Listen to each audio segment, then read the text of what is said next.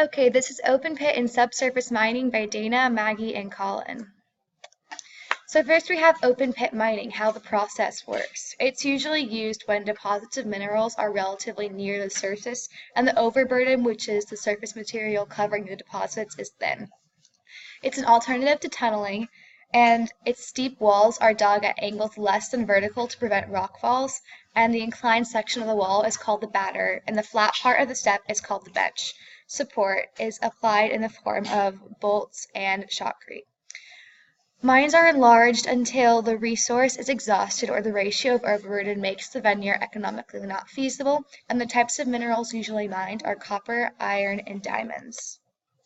This is a picture here. You can see the different terraces and the different parts of it. This is the Mirny mine. It's located in Russia, and it's the largest open pit diamond mine in the world, and it's currently inactive. And the airspace above it is actually closed to helicopters because they had a history of being sucked into the pit by downward airflow. This is the Big Hole. It's located in Kimberley, South Africa, and it's the largest mine excavated by hand. It's now closed, but 3 tons of diamonds were extracted during its 43-year lifespan, and as you can see, it's now full of water. So the environmental impact, it's a lot. Usually during open pit mining, a dam system known as a tailing pit is built to store excess mining residue. But the containment structure for this isn't meant to be permanent, so it's built with compacted earth.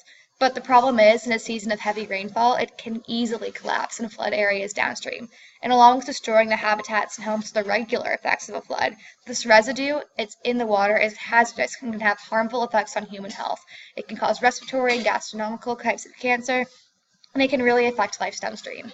And even when the dam with the tailing pits or settling pits doesn't explode, when the water evaporates, it leaves behind hazardous chemicals like the area where the Aral Sea used to be, and it makes the area hazardous to human interaction.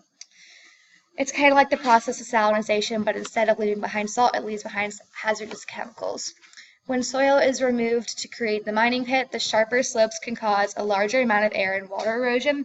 This in turn causes increased acidity and salt contact, development of nutrient deficiencies or imbalances, compaction, surface crustiness, and desiccation. The creation of the mining pit itself is a huge environmental impact. It destroys previously untouched land because these mines are built in places where there's no human involvement. And the animal habitats are destroyed, leading to endangered and threatened species, which cause complications in the food chain and eventually leading to other species to die as well. This is a picture of the environmental impact. You can see all of that different color right there is a bunch of hazardous chemicals. You do not want to go swimming for that and have any kind of life in that place. So next is subsurface mining, and this is how the process works. It's basically a system of tunnels with vertical shafts, and the shafts are dug into the earth for the extraction of minerals and ores. This is kind of like the Snow White and the Seven Dwarfs kind of mining, you know, going down with the mining carts into the deep earth. And you can see this picture right here is a picture of what it looks like underground. And the types of minerals usually recovered is gold. This is El Tiente, an example of one of these mines, and it's an underground copper mine in Chile, and it was opened in 1819. And it's currently operated by the Codelco, and it's the largest underground mine in the world, but its employees striked in 2008, likely because the conditions are so horrible there. And this is the Spring Hill mine. It's located in Nova Scotia, Canada, and it's actually the location of several mining disasters. In 1981, a fire occurred from the explosion of coal dust, killing hundreds of workers underground.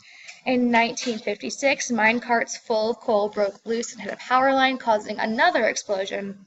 And in 1958, there was an underground earthquake resulting in many casualties.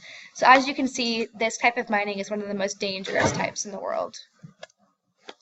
So the environmental impact. Subsurface mining often progresses below the water table, so that's below the aquifers. So water must be constantly pumped out of the mine in order to prevent flooding. When a mine is abandoned, the pumping ceases and water floods the mine. Here it can mix with all kinds of hazardous mining chemicals, and it can actually seep into the aquifers and pollute them. And as we know from previous sections, aquifers are extremely difficult and expensive to unpollute, and it takes thousands of years to redo the damage which was caused. And this poison water can also find its way into rivers and streams. This changes the pH level, and this can kill all aquatic life if it reaches an extreme. If the large caves created by subsurface mining collapse, it can also create a huge sinking of the land on the surface, land subsidence, along with possibly instantly killing any human, animal, or plant in this area. And it also obviously destroys natural habitat, and thus the majority of life dies. And that's it. Thanks for watching.